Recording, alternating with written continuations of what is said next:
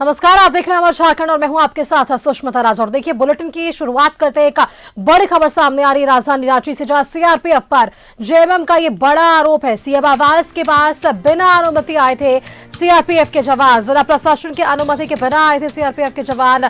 CRPF के IG पर साजिश का आरोप लगाया गया है। जवानों पर झामुमो कार्यकर्ताओं से उलझने का भी आरोप है। अप्रिय घटना होती तो राज्य सरकार की बदनामी होती। राज्य में राष्ट्रपति शासन लगाने की भूमिका तैयार करने की साजिश थी। केंद्र के इशारे पर राज्य सरकार को असर करने की कोशिश की गई। जेएमएम ने की उच्च स्तरीय जांच की मांग। तो ये पूरा आरोप जो है वो जेएमएम की ओर से लगाया गया है। सीएम आवास के पास बिना अनुमति आए थे सीआरपीएफ के जवान और केंद्र के इशारों पर राज्य सरकार को असर करने की उन्होंने इसे कोशिश बताई है। अप्रिय घटना होती तो राज्य सरकार की ये बदनामी होती। इसको लेकर राज्य में राष्ट्रपति शासन लगाने की भूमिका तैयार करने की एक साजिश रची जा रही थी। केंद्र के इशारे पर राज्य सरकार को अस्थिर करने की एक कोशिश भी की गई, जहां जेएमएम ने की उच्च स्तरीय जांच की मांग।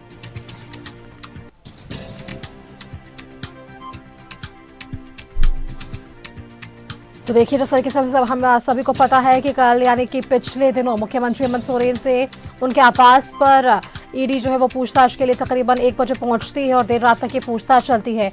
इस दौरान एक समर्थकों में आक्रोश देखने को मिला था। भारी संख्या में समर्थक वहां पर पहुंचे थे और ईडी के अधिकारियों ने डीजी और एसएसपी को पत्र लिखकर अपनी सुरक्षा बढ़ाने की उन्होंने मांग की थी। तो इसके मद्देनजर 900 अतिरिक्त पुलिस जो है वहां पर तैनात किए गए थे और इसके साथ ही सीआरपीएफ के जवान वहां पर हमें देखने को मिले थे। अब इस पूरे मसले को लेकर एक जेएमएम का बड़ा जो बयान है वो सामने आ रहा है, जहां उन्होंने कहा है कि सीएम आवास के पास बिना अनुमति ये सारे सीआरपीएफ के जवान आए थे। केंद्र के इशारे पर राज्य सरकार को असर करने की ये कोशिश रची जा रही है। साथ ही साथ उन्होंने इस बात का भी जिक्र किया है कि जिला प्रशासन की अनुमति के बिना ये सीआरपीएफ के जवान जो है वहां पर तैनात किए गए। सीआरपीएफ के आईजी पर उन्होंने यानी कि जेएमएम ने साजिश का आरोप लगाया है। साथ ही इस बात का भी जिक्र किया गया कि अप्रिय घटना होती तो राज्य सरकार की बदनामी होती। और साथ ही उन्होंने ये भी कहा है कि राज्य में राष्ट्रपति शासन लगाने की मांग कर रहे हैं, ये कोशिश कर रहे हैं और केंद्र के इशारे पर राज्य सरकार को असर करने की कोशिश रची गई, जिसको लेकर ये जेएमएम ने एक उच्च स्तरीय जांच की मांग रखी है।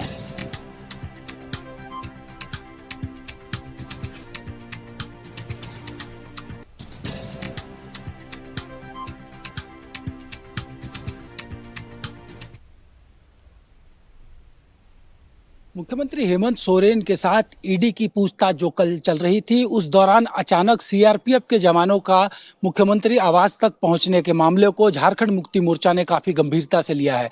जेएमएम को इस बात की आशंका है कि सीआरपीएफ के जो जवान थे उनकी मौजूदगी में कुछ अप्रिय घटना को अंजाम देने की तैयारी की जा रही थी, जिससे राजधानी डिस्टर्ब हो। और जो आरोप झारखंड मुक्ति मोर्चा लगातार लगाता रहा है कि एन केन प्रकरण यहाँ पर राष्ट्रपति शासन की कवायद की जा रही है, तो आखिर क्या ये आशंका है? सीआरपीएफ अचानक जो पहुंची उसको झारखंड मुक्ति मोर्चा किस तरीके से लेता है और मुख्यमंत्री से क्या मांग जेएमएम ने की है, इस विषय पर जुड़ेंगे झारखंड मुक्ति मोर्चा के महासचिव सुप्रियो भट्ट। फिर अचानक जब आप आ गए, उसके 2 घंटे के बाद आपके कैंप से 8 गाड़ी, जिसमें 500 से ज्यादा जवान थे, महिला और पुरुष, वो विथ आर्म्स कैसे आ गया?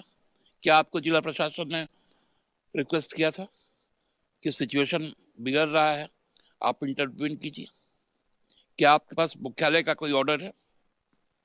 इसका मतलब आप लॉ एंड ऑर्डर को ब्रेक करना चाहते हैं। इसलिए हम लोगों ने मांग किया कि जो यहाँ के आईजी हैं, जो यहाँ के कमांडेंट हैं और जो अधिकारी वहां पहुंचे थे, उन पर एफआईआर हो और कानून सम्मत। साजिश क्या थी दादा, हम जानने चाहेंगे। साजिश था कि स्टेट को डिस्टेबलाइज कीजिए, लॉ एंड ऑर्डर को खत्म कीजिए, 356 का अनुशंसा कीजिए और यहाँ पर प्रेसिडेंट रूल लगे। हम लोगों के पास तो जो जानकारी है कि एक एयरक्राफ्ट वो पार्क था एयरपोर्ट में और ये पूरी तैयारी थी कि सीना जोड़ी के साथ मुख्यमंत्री आवास में सीआरपीएफ का हमला हो, उस पर गोलियां बरसाई जाए और उस बीच में मुख्यमंत्री को निकाल के दिल्ली ले जाया जाए और वहां पर उनकी गिरफ्तारी हो। आप लोगों ने मुख्यमंत्री से मांग की है, सरकार से ये मांग की है कि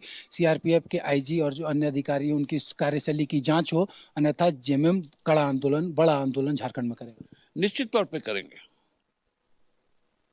सीआरपीएफ अपने दायित्व से भाग नहीं सकती। यहां कोई आपदा का स्थिति नहीं था। उसके एक दिन पहले का माननीय राज्यपाल का पत्र क्या था? हम लोग को बोका समझते का राज्यपाल? ये भी झारखंड मुक्ति मोर्चा का कहना है कि राजभवन के जरिए सीआरपीएफ को आगे कर राज्य में राष्ट्रपति शासन का षड्यंत्र भी रचा जा रहा था, लेकिन झारखंड मुक्ति मोर्चा किसी से डरने वाला नहीं है। हर षड्यंत्र का माकूल जवाब जेएमएम को देना आता है। सहयोगी गुड्डू के साथ विपिन उपाध्याय, न्यूज़ 11 रांची।